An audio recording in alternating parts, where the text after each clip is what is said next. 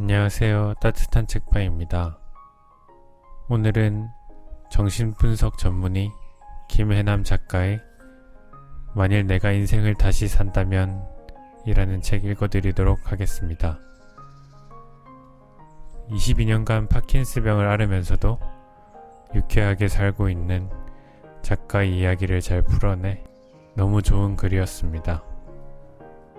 다들 들으시면서 따뜻한 마음으로 잠들기 바라겠습니다. 그럼 바로 읽어드리겠습니다. 30년 동안 정신분석 전문의로 일하며 깨달은 인생의 비밀. 원하는 삶을 산다는 것이 진짜 의미. 이 지구상에는 명령받는 것을 아주 싫어하는 동물이 두 종류 있다. 하나는 청개구리이고 다른 하나는 우리 인간이다. 동화에 나오는 청개구리는 엄마 개구리가 동쪽으로 가라고 하면 서쪽으로 가고 앉으라고 하면 일어선다. 사람도 마찬가지다. 뭘 하려다가도 누가 시키면 갑자기 하기 싫고 내가 하나 봐라 심술을 부리며 일부러 안 하려고 든다. 어릴 적 책상에 앉았는데 공부해라는 엄마의 말에 에잇 안 해 라며 책을 덮어본 사람들은 무슨 말인지 알 것이다. 누군가 시키면 하기 싫은 데에는 이유가 있다. 사람들은 자신의 삶에 대해 주도권을 갖고 싶어 하는데 명령을 받으면 그 주도권을 남에게 뺏긴 듯한 느낌이 들기 때문이다. 그래서 사람들은 타인이 명령을 내리고 통제를 가하면 그것을 자꾸만 벗어나고 싶어 한다. 봐, 나는 네가 시키는 대로 하는 사람이 아니야. 난 내가 결정하고 선택할 수 있어. 라고 말하고 싶은 것이다. 사실 자율성은 인간의 중요한 본능적 욕구 중 하나이다. 타인의 간섭과 침입을 막고 내 영역을 지켜 인생의 주인이 되고자 하는 것이다. 인간이 태어나서 처음 하는 의사표현도 바로 싫어 혹은 안 해 다. 갓난아기는 배가 부르면 아무리 입에 우유를 넣어주어도 고개를 돌리고 뱉어버린다. 자고 싶지 않으면 죽어도 자지 않고 조금만 불편하게 안아도 제대로 안으라며 자지러지게 울어댄다. 그래서 아이를 키우는 과정은 이처럼 뭐든지 제멋대로 하는 아이를 사회라는 테두리에 맞추어 나가는 것이나 다름없다. 그런데 이 과정에서 과한 통제를 받으면 자율성에 심각한 손상이 생긴다. 말을 잘 들어야만 칭찬과 사랑을 주는 타인에 대해 극심한 분노와 애정을 동시에 느끼며 그 사이에서 큰 혼란을 겪게 되는 것이다. 그럼에도 우리는 자유롭게 살라는 말을 들으며 자랐다.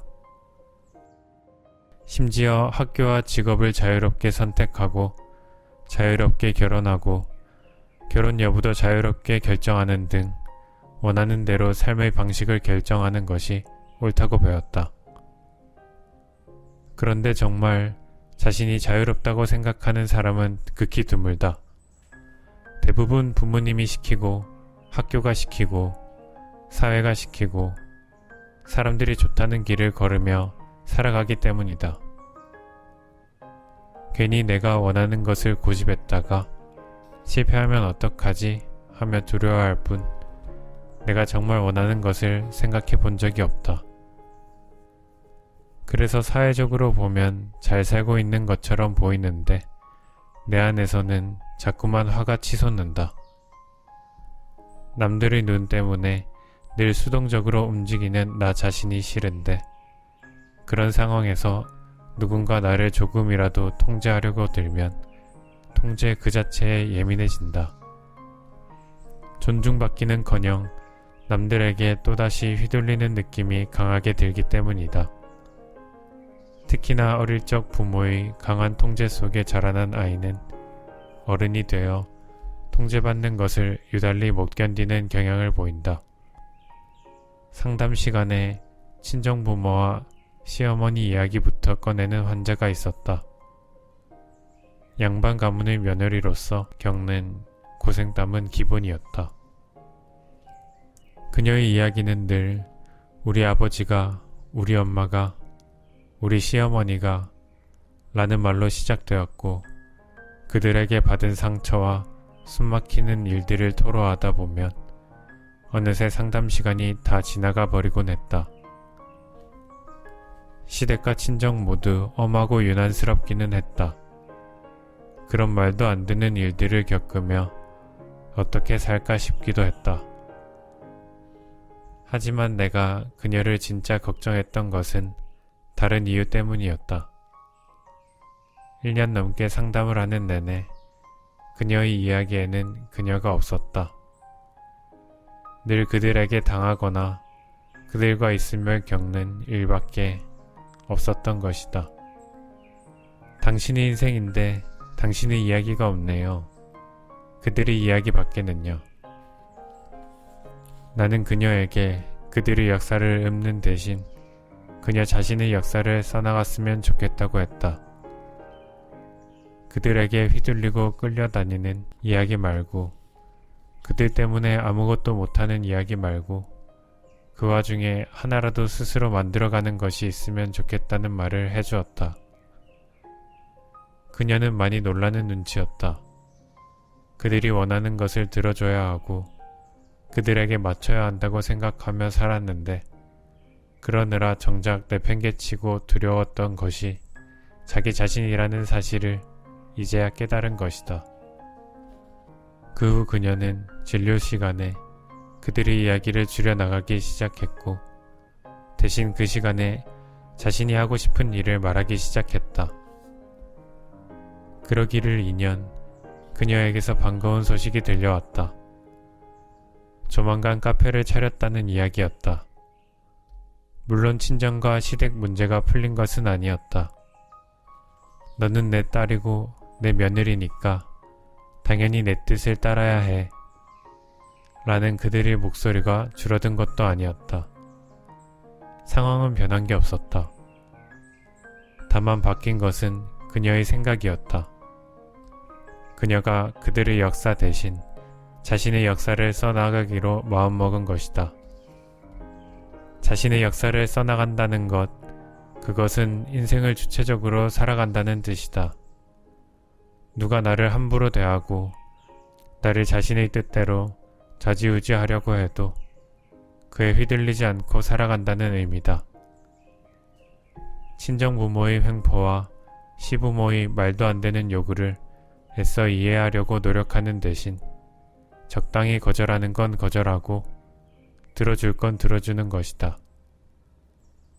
그들에게 휘둘려 내 소중한 에너지를 다 써버리는 대신 그것을 카페를 운영하고 내 삶을 살아가는 데 투자하는 것이다. 그래서 나는 남들에게 휘둘리지 않고 인생을 살아가려면 어떻게 해야 하느냐는 사람들에게 말한다. 통제 소재를 내 안으로 가져올 것. 저 사람들이 원하는 것에 내가 맞춰가는 것이 아니라 내가 해야 할 일이기 때문에 내가 그 일을 해주는 것이라고 생각하라는 것이다. 그러면 하기 싫은 일을 할 때조차 시키니까 어쩔 수 없이 하는 게 아니라 내가 하는 거다. 내가 빨리 해주고 넘어가 버리는 거다. 라고 생각하게 된다. 즉, 내가 그 일의 주체가 되고 주인이 되는 것이다. 세상에는 하기 싫어도 해야만 하는 일이 참 많다. 회사에 갈 때 즐겁고 재미있으면 입장료를 낼 것이다. 그렇지만 우리는 입장료를 내는 대신 월급을 받는다. 그 대가로 하기 싫은 일을 해야만 할 때도 있다. 그런데 가족들만 아니었어도 내가 이 회사에 다니지 않았을 텐데 라고 생각하면 일의 주인이 되는 게 아니라 일에 질질 끌려다니는 피해자가 되고 만다. 하지만 내가 해주는 거다 라고 마음먹고 하기 싫은 일을 빨리 해치우면 나머지 시간에 내가 원하는 사람을 만날 수 있고 원하는 여행을 갈 수 있고 원하는 취미생활을 할 수 있다. 인간관계도 마찬가지다. 꼴도 보기 싫은 사람이 있는데 내가 그에게 맞춰줘야 하는 상황이 되면 누구나 스스로를 비굴하고 초라하게 느낀다. 그런데 그럴 때도 그 사람이 원해서 웃는 게 아니라 내가 이 상황을 원만하게 넘기기 위해서 웃어주자 라고 마음 먹어보라. 어떤 상황에서든 주체를 나 자신으로 가져오라는 말이다. 그래서 회식 자리에서 말도 안 되는 상사의 농담에 죽어도 웃어주지는 못하겠다는 환자에게도 그렇게 말했다. 가지껏 웃어주면 어때요? 중요한 건 지금 당신이 인생을 놓고 봤을 때 결코 중요하지 않은 사람에게 너무 많은 에너지를 쓰고 있다는 거예요. 상사 때문에 화를 내고 상사를 볼 때마다 불편해하고 그에 맞춰주는 사람들에게 분노하는데 당신의 에너지를 다 써버리기엔 인생이 너무 아깝지 않나요? 그게 정말로 당신이 원하는 삶은 아닌 것 같은데요. 물론 말도 안 되는 상사의 농담에 웃어주는 게 쉽지 않은 일임은 충분히 이해한다. 비굴한 느낌을 쉽게 지울 수 없다는 것도 안다. 하지만 그렇다고 상사를 탓하고만 있으면 문제가 더 꼬일 뿐이다. 설령 그 사람 때문일지라도 문제의 원인을 확인하는 데 치중하지 말고 문제를 어떻게 풀어야 할지 생각해보라. 그 어떤 억울한 일을 당했더라도 그 일을 해결해야 할 사람은 바로 나다. 부모도 가족도 배우자도 해결해주지 못한다. 그러므로 남 탓하기 전에 문제를 해결할 사람이 나밖에 없다는 사실부터 받아들일 필요가 있다. 그래야 남의 역사가 아닌 내 역사를 써나갈 수 있고 남의 인생이 아닌 내 인생을 살 수 있다. 하기 싫은 일과 하고 싶은 일, 꼴보기 싫은 사람과 오래도록 같이 하고 싶은 사람 사이에서 생기는 수많은 일들을 주체적으로 해결하고 조율하며 살아가는 것. 그것이야말로 진짜 어른의 삶이 아닐까. 지금껏 살면서 가장 후회하는 일. 오래전 일이다. 한 시골 할머니가 진료를 받으러 와서는 한참 동안 주위를 두리번거리더니 조심스럽게 나에게 물었다. 근데 원장님은 안 계세요? 아니, 내가 원장인데 왜 갑자기 그런 질문을 하는 걸까 싶었다. 알고 보니 내가 버젓이 흰 가운을 입고 있어도 할머니 눈에는 의사로 보이지 않았던 것이다. 할머니가 살아왔던 남존여비 세상에서는 여자가 의사를 한다는 게 말이 안 되는 일이었으니까. 물론 지금은 세상이 달라졌다. 의과대학에서 여학생이 차지하는 비율이 30%를 넘었고 그만큼 여의사도 많아졌다. 그럼에도 여자 후배들은 나를 찾아와 아이를 낳는 게 두렵다고 했다. 환자 보랴, 논문 쓰랴, 일도 산더미처럼 많은데 언제 아이를 낳고 키우느냐는 것이다. 아이를 잘 보살필 자신도 없는 데다가 그 때문에 어쩔 수 없이 일을 소홀히 하게 되어 승진해서 밀리고 도태될까 두렵다고 했다. 그 마음을 어찌 모르겠는가. 세상이 달라졌다고 해도 워킹맘의 길은 아직도 힘든 측면이 많이 있다. 후배에게 아이를 낳았으면 좋겠다고 선뜻 권유하지 못하는 이유다. 내가 인턴 때 대학 동기와 결혼했는데 원치 않게 곧바로 임신을 하게 되었다. 다들 힘든데 임신했다는 이유로 일을 줄여달라고 할 수 있는 처지가 아니었다. 그러던 어느 날 외과를 돌 때였다. 그날따라 중환자실에서 환자에게 심폐소생술을 해야 하는 상황이 잇따라 벌어졌다.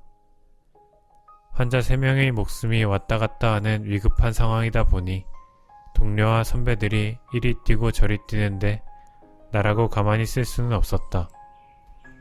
급한 대로 엠브백 수동식 인공호흡기를 잡고 또 일이 터지면 달려가서 심장 마사지를 했다. 어느 순간 배가 뭉치는 걸 느꼈지만 아이가 무사하기만을 바라며 환자를 살리는 일에 매달렸다. 눈앞에서 환자가 죽어가고 있는데 나 임신 중이에요 라며 뒤로 빠질 수는 없지 않은가. 그런데 다행히 환자들이 고비를 넘긴 그날 밤 나는 하혈을 했고 끝내 유산을 하고 말았다. 처음이었더랬다.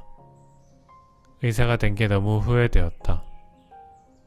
무리하게 심폐소생술만 안 했어도 아이를 잃지 않았을 텐데 뱃속의 아이를 보호하지 못했다는 죄책감에 한참을 울었다. 그 후로도 얼마 동안은 아이를 잃은 충격에서 벗어나지 못하고 내내 힘들어했다. 그러나 정말 시간이 약인가 보다. 어느덧 나는 두 아이를 낳았고 아이들을 키우며 의사생활을 계속했다. 병원 일 하랴, 집안일 하랴, 두 아이 키우랴, 시부모 봉양하랴, 하루가 어떻게 가는지 모르는 날들의 연속이었다. 하지만 남편과 가족들 모두 도와주지 않는데 네 가지 역할을 하려고 하니 그 어느 것 하나 제대로 하는 게 없을 수밖에 없었다. 그래도 딴에는 최선을 다하는 건데 병원에서도 집에서도 그걸 알아주는 사람은 아무도 없었다.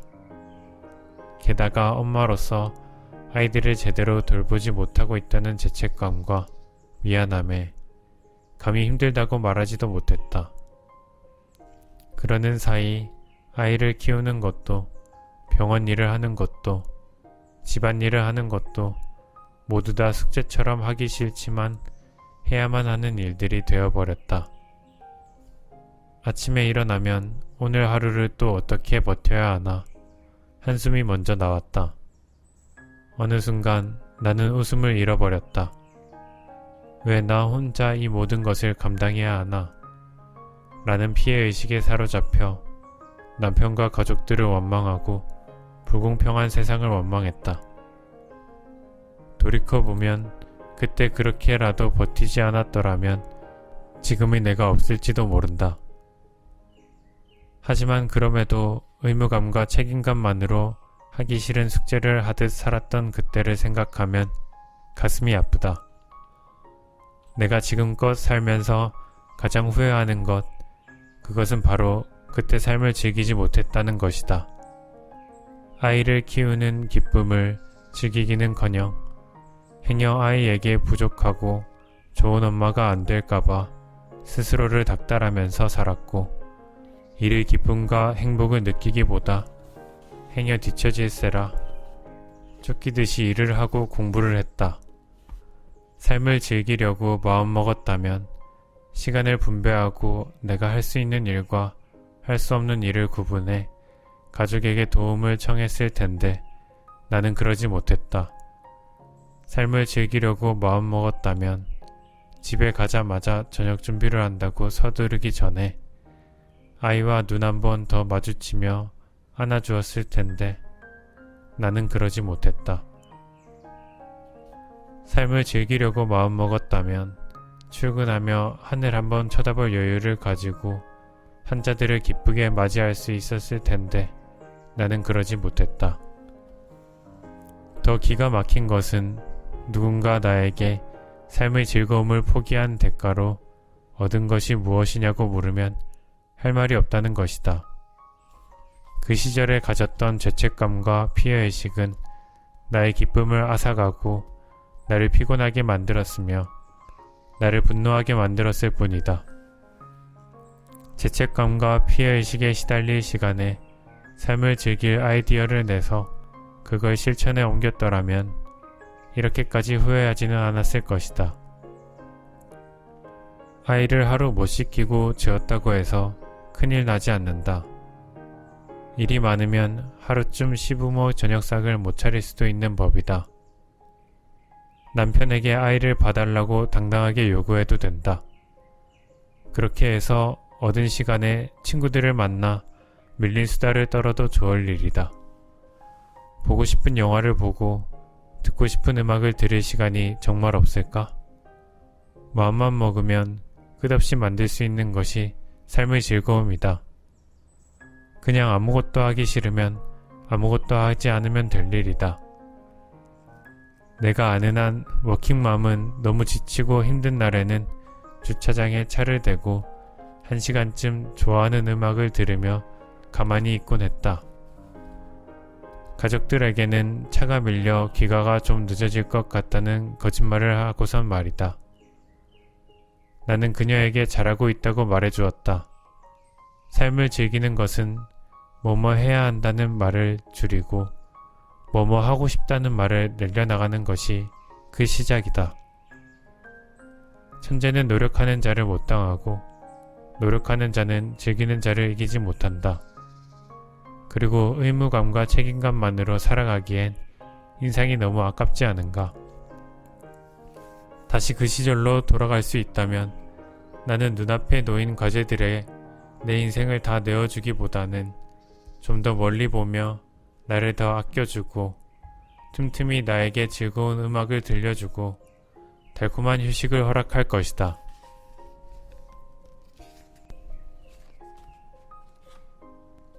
환자들에게 미처 하지 못한 꼭 해주고 싶은 이야기.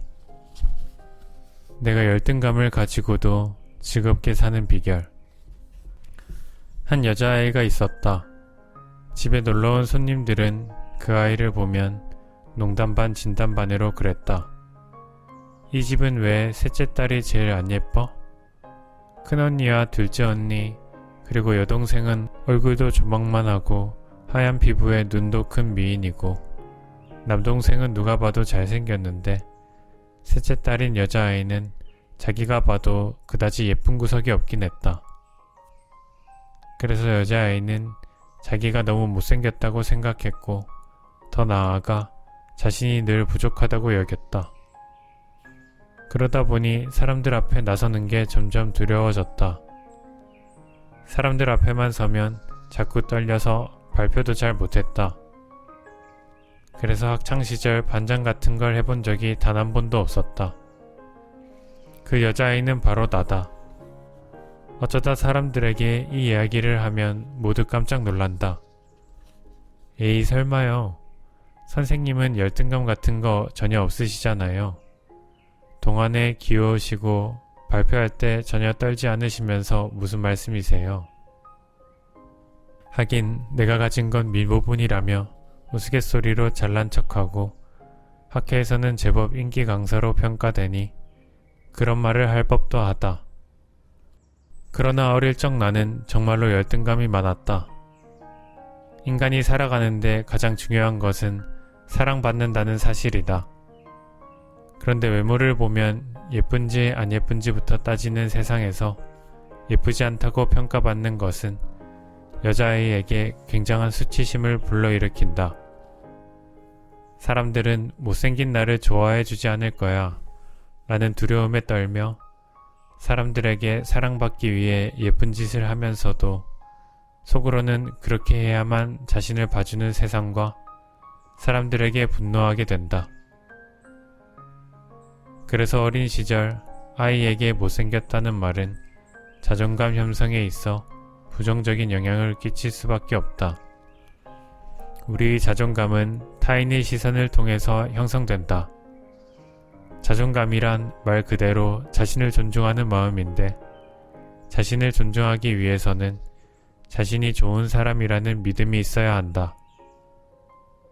이때 만일 다른 사람들이 자신을 반겨주고 사랑해주며 웬만한 실수도 이해하고 받아주면 우리는 자신이 좋은 사람이라는 느낌을 갖게 된다.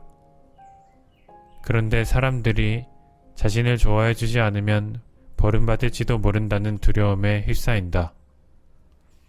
그리고 자신이 얼마나 아름답고 괜찮은 사람인지 모른 채 스스로를 창피해하고 자책하면서 불안한 삶을 살게 된다. 그러나 사실 열등감은 어느 누구에게나 있다. 왜냐하면 모든 일을 다 잘하거나 모든 것을 완벽히 갖춘 사람은 이 세상에 아무도 없기 때문이다. 하지만 열등감의 뿌리가 너무 크고 깊으면 그 사람의 인생은 어둡고 불행해질 수밖에 없다. 열등감이 크고 자존감이 낮은 사람들은 자신이 못나고 무가치하다고 믿기에 행복해질 수 있는 많은 기회와 가능성을 애당초 포기해버리기 때문이다. 그렇다고 해서 열등감이 늘 나쁜 것만은 아니다. 나는 못생겼고 부족하다는 열등감을 극복하기 위해 책을 많이 읽었고 공부도 더 열심히 했다. 남에게 내 부족한 점을 들키지 않기 위해 뭘 하든 더 완벽하게 하려고 노력했다. 나는 학회에서 발표를 해야 하거나 원고 쓸 일이 생기면 내가 읽을 수 있는 모든 것을 다 읽는다. 관련 자료들을 다양한 관점에서 바라보고 그에 대한 나름의 결론을 얻어 누가 질문을 하더라도 그에 대한 대답을 할 수 있도록 노력하는 것이다. 그렇게 많은 것을 읽고 공부한 덕에 나는 지금의 위치에 오를 수 있었다. 만약 열등감이 없었다면 나는 성장해야 하는 이유를 찾지 못했을지도 모른다. 예쁘고 완벽하다면 더 이상 노력할 이유가 없다고 생각했을 테니까. 그러므로 열등감이 있다면 그것을 어떻게든 숨기려고만 하지 말고 다른 장점을 키워 열등감을 점점 더 작아지게 만드는 것이 좋다. 그러나 열등감이 크고 자존감이 낮은 사람들은 주어진 일을 견디고 해나갈 뿐이지 자신이 주인이 되어 목표를 세우고 나아가지 못한다. 자신에겐 그런 능력이 없고 해봤자 실패할 것이 뻔하다고 생각해 미리 포기해버리기 때문이다. 그리고 타인들의 공격에 무방비 상태가 되어 당하기만 한다. 못생겨서 싫어 라는 무례한 말을 듣고도 가만히 있고 너는 뭐 하나 제대로 하는 게 없구나 라는 비난을 당연하다고 받아들인다. 화를 내며 부당하다고 말해야 하는 상황에서조차 아무 말 못하는 것이다. 물론 못생기고 무언가 부족하다는 게 장점이 될 수는 없다. 하지만 그것 때문에 자신의 존재 자체가 쓸모없다고 생각하는 것은 잘못이다. 왜냐하면 우리 주위에는 외모에 구애받지 않고 자신만의 매력으로 사람들의 관심을 끄는 이들이 분명히 있기 때문이다. 또 부족한 면도 있지만 탁월한 장점으로 자신의 가치를 높이는 사람들도 있다. 즉, 외모가 좀 못하고 부족하다는 사실이 인생을 망치는 이유는 될 수 없다. 다른 사람들이 나를 못생겼고 부족하다고 말할 수 있지만 그것으로 내 존재 자체가 없어지는 것은 아니라는 말이다. 그러므로 다른 사람의 시선에서 벗어나 스스로 자신을 들여다보라. 누구나 부족한 구석이 있지만 찾아보면 좋은 구석도 많다. 그런데 부족한 것만 너무 커 보이고 자꾸만 주눅이 든다면 그것은 내가 진짜로 그런 사람이어서가 아니라 다른 사람들의 시선에 얽매여 있다는 뜻이다. 그러므로 자존감이 낮으면 우선 잘못된 시각부터 교정할 필요가 있다. 열등감이 너무 깊어 모든 것이 두렵다고 말하는 환자에게도 그렇게 얘기했다. 당신이 스스로를 바라보는 시각으로 인생은 흘러가게 되어 있어요.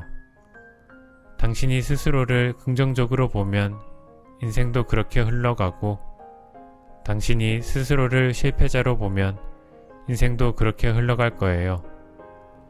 그러니까 다른 사람들이 당신을 바라보는 시각 말고 당신이 자신을 어떻게 바라볼지 그것부터 결정하세요.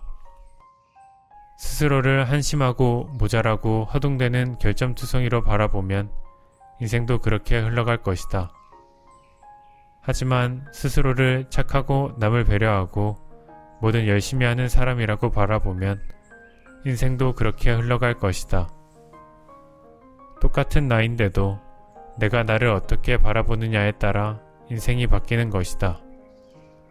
그리고 타인의 비난에 흔들리지 않고 틀리면 고치면 된다고 생각하고 부당한 지적에는 옳지 않다고 말할 수 있고 타인과의 관계에서 늘 피해만 본다는 사고에 물들지 않고 타인과 대등한 관계에 설 수 있는 태도 또한 나를 믿고 존중하는 데서 출발한다.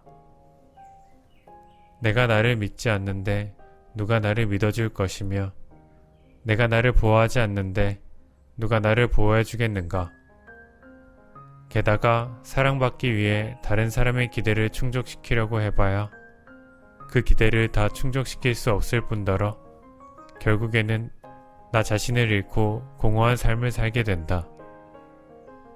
그러니 스스로를 바라보는 시각을 바꾸고 열등감의 늪에서 빠져나와라. 신기한 것이 면담을 하다 보면 환자가 좋아지고 있다는 최초의 사인은 얼굴에서부터 나타난다. 환자들이 예뻐지고 멋있어지는 것이다. 바로 자신감의 회복을 알리는 사인이다. 자신감이 회복되고 자존감을 찾게 되면 얼굴이 편안해지고 피부가 좋아지면서 빛이 난다. 또한 자신을 억압하고 잡아 끌어내리던 무의식적인 힘으로부터 자유로워지면서 능력도 발전한다. 잃어버린 자존감을 되찾고 새로 태어난 기분으로 세상을 향해 힘찬 발걸음을 내딛게 되는 것이다. 그러니 정말 아름답고 멋진 사람이 되고 싶다면 자신의 자존감부터 체크해 볼 일이다. 자신감이 넘치는 사람은 언제 어디서든 빛이 나고 멋있어 보이게 마련이니까 말이다. 40살에 알았더라면 더 좋았을 것들. 나이 듦을 받아들이는 태도.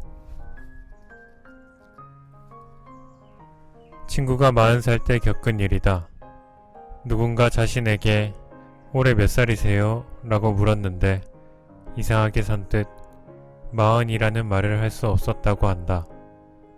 39까지만 해도 아직 30대라고 생각하며 스스로를 위안하며 살았는데 괜히 40이라고 한 살 차이밖에 안 나지만 너무 나이든 느낌이 난다는 이유였다.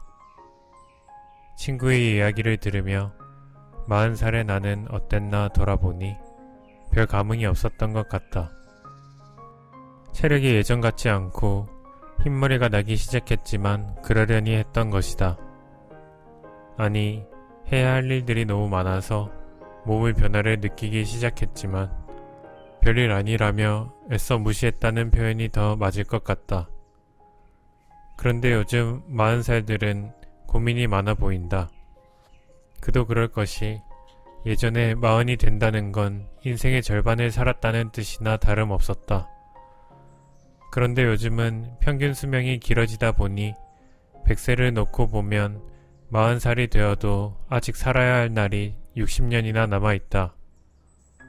그러니까 뭘 새로 시작하려니 늦은 것 같고 그렇다고 안 하려니 시간이 너무 많이 남아있는 것 같은 나이, 그것이 바로 40인 것이다. 게다가 자신은 예나 지금이나 똑같은데 마음속에는 젊은 시절의 열정이 그대로 살아있고 앞으로도 많은 일을 할 수 있을 것 같은데 몸이 자꾸만 아니라는 신호를 건넨다. 흰머리와 잔주름, 떨어진 체력, 노안 등등이 40의 나를 한꺼번에 덮쳐오는 것이다. 아무리 젊음은 마음에 달렸다고 자기 체면을 걸어봐도 소용없다. 이제는 예전과 똑같이 술을 마시면 다음날까지 숙취로 고생한다. 또 옛날에는 하루에 몇 잔씩 즐기던 커피도 이제는 저녁에 한 잔만 마셔도 잠이 안 오고 자기 전에 먹은 음식이 더부룩해 밤새 잠자리에서 뒤척이게 만든다. 몸이 예전 같지 않음을 느끼게 되면서 조금만 몸에 이상이 와도 더러 겁이 나서 병원을 찾게 되고 장롱 안의 보험 증서를 꺼내보게 된다. 몸이 아프고 신체 기능이 떨어지는 걸 보며 어느 순간 나이가 들었음을 실감하게 되는 것이다. 그래서 40은 슬프다. 왜냐하면 날마다 조금씩 젊은 시절의 나를 잃어가고 있기 때문이다. 나이 든다는 것은 내가 소유했다고 생각했던 것들, 내 곁에 머물러 있다고 생각했던 것들을 하나씩 떠나보낼 때가 되었음을 알게 되는 과정이다. 이제는 날씬했던 허리와 정렬, 모험심, 시력 등이 사라져가는 것을 그냥 바라봐야만 한다. 젊은 시절 품었던 세계 곳곳을 여행하겠다던 꿈도, 이 세상의 모든 책을 읽어보겠다던 꿈도 나의 한계에 부딪혀 맥없이 주저앉아 버린다. 질병과 전쟁으로부터 이 세상을 구해내고 싶다던 젊은 날의 야심찬 이상도 현실의 벽에 부딪혀 물거품처럼 사라진다. 그러다 어느 시점이 되면 우리는 흔들리는 자신을 발견한다. 뭔가 모를 두려움이 안개처럼 깔리고 이제 더 이상 안전하거나 보장된 그 무엇은 없다는 생각이 든다. 인생의 중심이 흔들리고 주위 많은 것들이 흩어져 사라지는 느낌에 문득 서그라치게 된다. 사업을 하다 망한 친구, 불륜에 휩싸이거나 이혼한 친구, 불치의 병을 앓고 있는 친구도 하나둘씩 생긴다. 게다가 중년기에 접어들면 아이들을 떠나보내고 부모의 부모가 되어야 하는 운명에 맞닥뜨리게 된다. 아이들은 우리의 품을 떠나 자신들의 삶을 개척하면서 우리를 뒤에 남겨놓는다. 그전까지는 집안의 우두머리였던 우리에게 아무도 엄마 아빠에게 물어봐야지 하며 쪼르르 달려오지 않는다. 말 그대로 집안은 텅 비어버린다. 그런데 그 사이 전에는 강하고 무섭게 보이던 부모님이 늙고 쇠약해진 모습으로 이제 우리에게 경제적, 심리적으로 의지해 온다. 그러면 우리는 부모로부터 독립해 삶을 꾸려가고 있다가 어느새 다시금 부모의 생활 속으로 잡혀 들어가는 느낌을 받는다. 심지어 늙고 쇠약해진 부모를 돌보면서 우리는 자신도 모르게 억압되어 있던 감정들을 보게 된다. 예전에 부모에 대해 느꼈던 짜증과 원망, 슬픔과 죄책감이 부모에 대한 사랑을 뛰어넘어 다시금 우리를 괴롭히기 때문이다. 그래서 정신분석가인 융은 마흔이 되면 마음의 지진이 일어난다고 했다. 삶 전체가 흔들리는 듯한 혼란을 겪는 것이다. 왜 그럴까? 내가 누군지도 모른 채 마흔이 되었다의 저자 제임스 홀리스에 따르면 우리는 1차 성인기인 12세에서 40세까지 누구의 아들, 딸, 누구의 엄마, 아빠, 어느 회사의 팀장으로서 가족과 사회 안에서 사회화 된다. 그것은 진정한 본성에 따르기보다는 인생은 이렇게 살아야 하고 선택은 이렇게 해야 한다고 키워진 결과로서의 삶에 가깝다. 즉, 진정한 자신에게서 멀어진 채 살아온 것이다. 그러다 마흔이 되면 우리가 보낸 시간들이 오롯이 기록된 과거의 책장을 넘기며 이제껏 열심히 읽어온 삶을 돌아보게 된다. 그 과정에서 모든 것을 손에 넣었다 해도 내가 누구이고 내가 하고자 하는 일이 무엇인지, 그리고 단 한 번뿐인 인생에서 내가 성취한 게 과연 가치가 있는 것인지에 대한 회의가 몰려온다. 아직도 원하는 것이 많은데, 아직도 하고 싶은 일이 많은데 시간은 계속 흐르고 우리에게 남은 선택의 폭은 점점 줄어만 가기 때문이다. 우리의 어린 시절과 젊은 날들은 가버렸고 앞으로 나아가기 전에 잠시 걸음을 멈추고 우리가 잃어버린 것을 애도해야 할 시점이 된 것이다. 이처럼 중년의 위기 앞에서 우리는 삶을 재평가할 수 있는 기회를 갖게 된다. 즉, 지금까지 살아온 모습과 맡아온 역할들을 빼고 나면 나는 대체 누구인가? 라는 질문을 스스로 던져봄으로써 진정한 나를 만날 수 있는 기회를 얻게 되는 것이다. 그러나 대부분의 사람들은 나이 들므로 인한 상실을 받아들이지 못한다. 그들은 중년이라는 나이가 싣고 가버린 많은 것들과 인생은 유한하며 죽음을 피할 수 없다는 사실을 한꺼번에 직면하면서 온 힘을 다해 다가오는 세월과 맞서 싸우려 든다. 그래서 어떤 사람들은 구두 뒤축을 땅에 깊숙이 박고 꼿꼿이 서서 모든 변화에 저항한다. 또 어떤 사람들은 필사적으로 다시 젊어지려고 애쓰기도 한다. 나이 듦을 부정하기 위해 더 분주히 움직이며 새로운 계획에 몰두하는 경우도 종종 있다. 이처럼 변화에 저항하는 사람들은 자신이 가지고 있는 힘에 집착하는 모습을 보이고 시간이란 현실도 부정하려 든다. 그래서 아이들이 자신의 말에 순종해야 한다고 주장하고 젊은 직장 동료들에게 분수를 지키라고 충고한다. 폭풍우 속에서 휘어지지 않는 참나무처럼 말이다.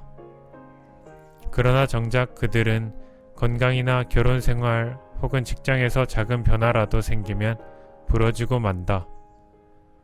젊음을 다시 찾으려는 사람들은 과거로 되돌아가려고 한다. 그래서 예전에 가졌던 것, 좋아했던 것들을 다시 한번 갖고자 한다.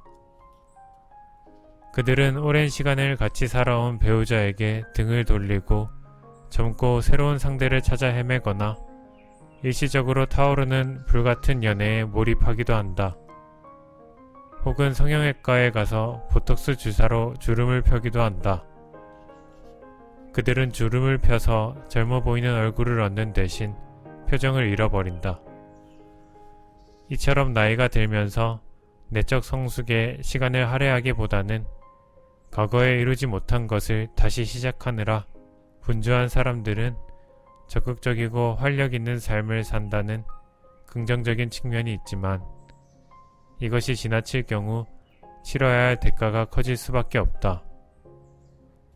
늙어가는 자신을 부정하느라 자신을 소진시켜버리는 아이러니에 직면하기 때문이다. 나이 들므로 인한 상실을 받아들이는 일은 무척이나 힘들다. 그러나 다시 찾을 수 없는 것에 매달리다 보면 결국 더 많은 것을 잃게 될 뿐이다. 내가 의미 있게 써야 할 시간, 내가 더 사랑해야 할 사람들, 그리고 나 자신까지도.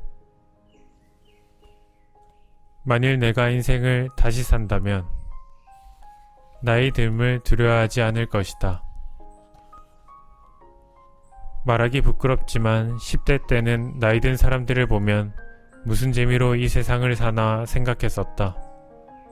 표정 없는 지친 얼굴 위에 깊게 패인 잔주름이 고된 세월과 그들의 시름을 말해주는 것 같았다. 그래서 저렇게 살 바엔 차라리 늙기 전에 죽고 싶다는 생각을 하기도 했다.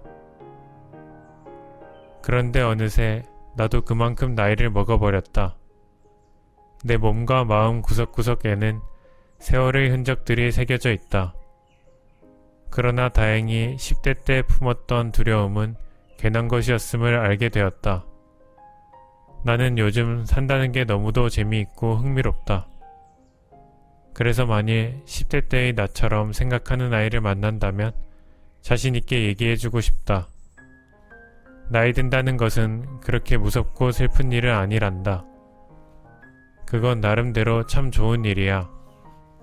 세월은 젊음을 앗아가지만 그만큼의 다른 선물을 주거든.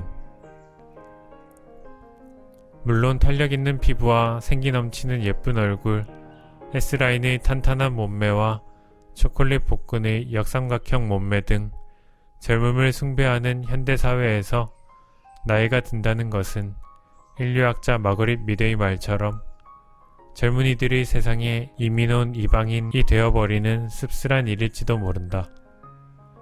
그럼에도 나는 지금의 내가 좋다.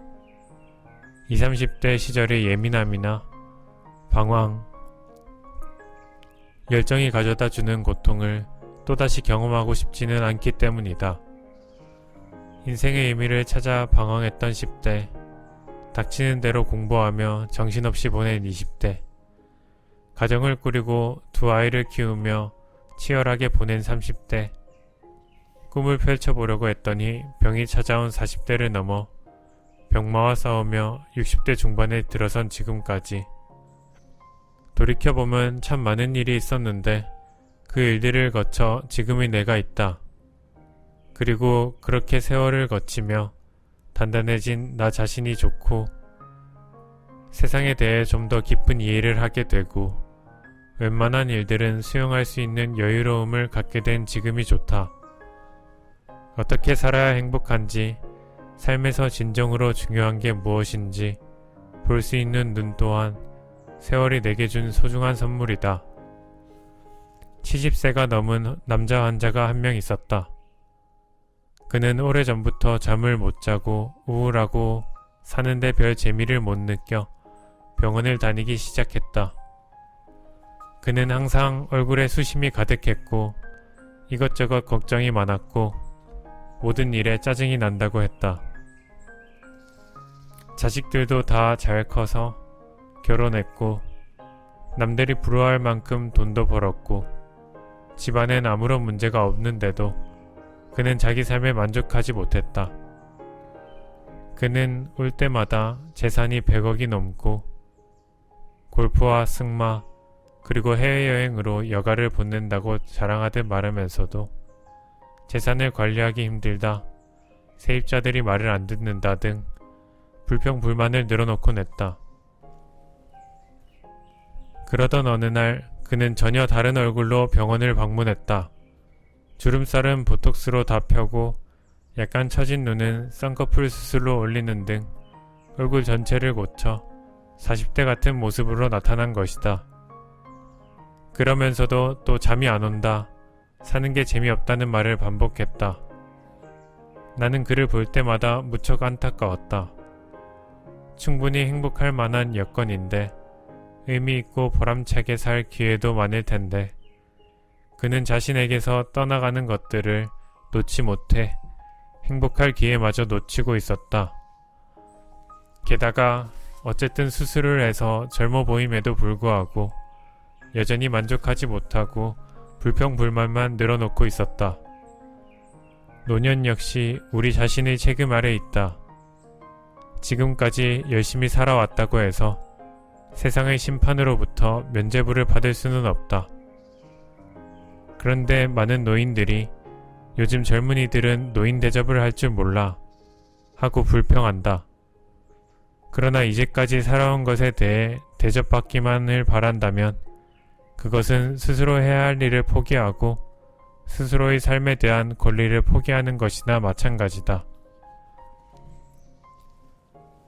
만일 누군가가 자신의 무료함을 달래주길 바라고 불평불만을 늘어놓기에 바쁘며 이기적이고 쉽게 포기해버리고 주변 사람들과 자주 다투고 신체의 작은 아픔에도 지나치게 집착하며 염려한다면 우리는 때로 다음과 같이 말해야 한다. 우리에게 어떻게 당신의 사소한 모든 일에 또 작은 불평들에 대해서 일일이 신경 써달라고 할 수 있겠습니까? 교육학자 버틀러는 아무리 노인이라도 도덕적인 잘못이나 행동까지 너그럽게 이해해서는 안 된다고 지적한다. 노인도 탐욕스러울 수 있고 다른 사람에게 상처를 줄 수 있으며 또 해서는 안 될 실수를 할 때도 있다. 그런데도 노인이기에 책임감과 죄책감으로부터 면죄부를 주는 것은 오히려 그의 인간성을 모욕하는 것이나 다름없다. 가만히 주위를 둘러보면 유명한 사람이 아니어도 눈에 띄는 업적을 이루지 못했어도 살아있다는 자체만으로도 주변에 온기를 주는 노인들이 얼마든지 있다. 병든 아들의 약을 타러 한 달에 한 번씩 지하철의 가파른 계단을 오르내리는 84살의 어느 할머니는 그래도 산다는 건 참 신나고 좋은 일이야 라고 말해서 나를 부끄럽게 만들었다. 교육자인 몬테소리는 말한다. 나는 이제 91살이고 머리끝에서 발끝까지 관절염을 앓고 있다. 그러나 시력이 좋아 아직 읽을 수 있다. 고맙게도 나는 읽을 수 있다. 오, 나의 사랑하는 책이여. 매스컴이 병들고 외롭고 비참한 노인들의 모습만 부각시킨 탓에 사람들은 마치 그것이 노인의 전형적인 모습인 양 겁먹는다. 그러나 실은 그런 모습은 젊은이에게서도 찾아볼 수 있다. 젊은 사람들도 직장을 잃을 수 있고 갑자기 병에 걸릴 수 있으며 급격한 체력 저하나 성하지 않은 치아 때문에 고민할 수 있다. 단지 노년에 그런 상황이 생길 확률이 높다는 것일 뿐 그것이 노인의 특성은 아니다. 이러한 사실은 우리에게 삶이 그렇게 되지 않도록 충분히 대처할 수 있음을 알려준다. 철학자 플라톤도 말했다. 늙음에 만족할 때 늙음을 지탱할 수 있지만 늙음에 만족하지 못하면 늙음 자체가 참을 수 없는 고통이 된다. 이것은 젊음에도 해당된다. 라고 말이다. 만일 우리가 삶을 지루해하거나 따분해하지 않는다면, 우리가 돌봐야 할 사람이나 일이 있다면, 우리가 피할 수 있는 상실을 견뎌낼 수 있을 정도로 개방적이고 융통성이 있다면 늙는다는 게 그리 두려운 일은 아니다. 노년을 향한 행진은 이미 유아 시절부터 시작되었으며 그동안 경험한 수많은 상실은 마지막 상실을 맞이할 수 있도록 우리를 단련시켜 왔다.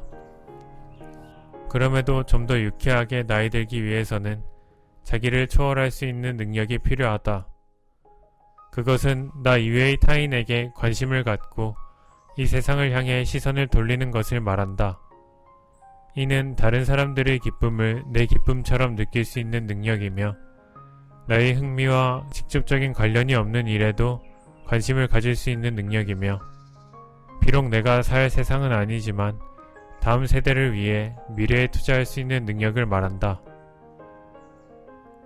이처럼 자기 초월 능력을 가지면 머지않아 죽을 것이라는 사실을 깨달았을 때 밀려오는 허무감을 극복하고 내 인생에 의미를 부여할 수 있게 된다.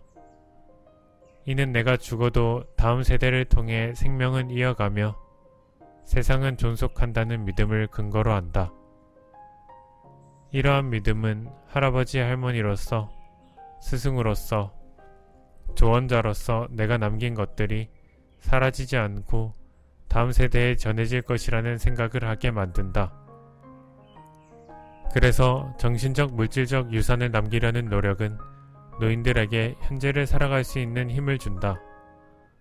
또 지난 과거에 대한 강박적인 집착을 멈추고 현재에 충실하게 만든다. 이 세상의 세세한 부분을 듣고 보고 느끼며 그것에 감탄하고 감사할 수 있는 능력을 키우게 되는 것이다. 어떻게 늙는 것이 잘 늙는 것인지에 대한 정답은 없다. 노년기는 활동적이고 혈기왕성한 시기가 될 수도 있고 한 발 뒤로 물러난 고요한 시기가 될 수도 있다. 또 우리가 이제껏 알고 행해온 것들을 다지거나 혹은 탐험을 시작하는 시기가 될 수도 있다. 안락의자에 앉아 몸을 흔들며 노년기를 보내는 것이 어떤 노인에게는 좋은 시간이 될 수 있다. 인생을 어떻게 살아야 한다는 특별한 기준은 없다. 각자 자신이 살아온 방식대로 혹은 자신에게 가장 만족스러운 방식대로 살아가는 것이 최선의 삶이다. 나이 듦을 어떻게 바라볼 것인가에 대한 내 이야기가 너무 싱겁다고 느낄지도 모르겠다. 하지만 나는 이렇게 말하고 싶다. 결국 중요한 것은 두려워하지 말아야 한다는 것이다. 노인들은 이제껏 그들의 인생을 살아오면서 크고 작은 굴곡을 지나고 삶의 쓴맛, 단맛을 다 경험하며 성실하게 자신의 운명을 개척해왔다. 앞으로도 계속 그렇게 나아가면 된다. 우리가 어린 시절부터 쭉 그려왔듯이 다만 내 인생은 결국 내 책임이라는 사실 하나만 정확히 알고 있으면 된다. 그런 의미에서 나는 50이 넘으면서부터 종종 어떤 할머니가 되고 싶은지 그려보곤 했다. 그때 나는 미처 발견하지 못했던 세상의 세세한 부분에 감탄하며 더 많은 것을 보고 듣고 느낄 수 있는 할머니가 되고 싶다고 했었다. 생의 불합리와 부조리를 웃어넘기는 여유와 포용력을 가진 따뜻하고 유쾌한 할머니가 되고 싶다고, 손주들이 힘들 때 마음 놓고 푸념할 수 있는 할머니가 되면 참 좋겠다고도 했다. 그럼에도 솔직히 아들과 딸이 결혼을 하고 아이를 낳는 것이, 그래서 내가 할머니가 된다는 것이 상상이 가지 않았다. 그런데 어느덧 세월이 흘러 나에게는 2명의 손자가 생겼다. 그렇게 막상 할머니가 되어보니 50대 때 내가 생각했던 것들이 욕심이었다는 생각이 든다. 너무 완벽한 할머니 상을 그리고 있었다는 생각이 드는 것이다. 왜냐하면 나는 아직 너무 서툰 초보 할머니이기 때문이다.